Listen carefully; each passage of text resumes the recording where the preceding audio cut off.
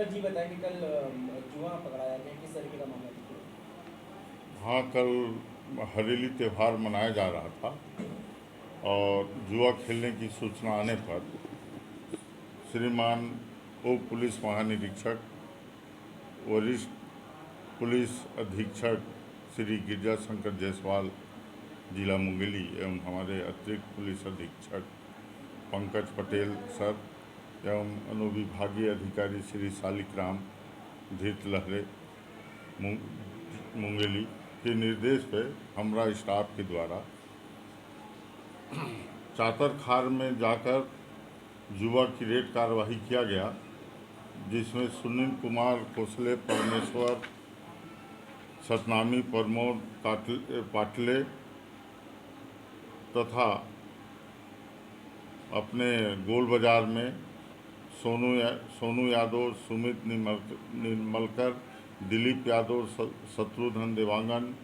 परमेश्वर जायसवाल, चंद्रशेखर यादव, मनीष ठाकुर, सागर सोनी, रोहित ओगरा एवं कालीबाई वार्ड से अरुण सोनकर, राजेश देवांगन, कुमान कुमकार, कमलेश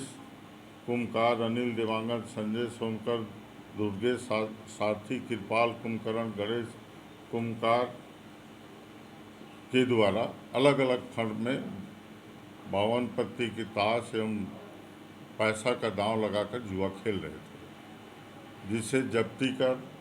अपराध क्रमांक 306/2024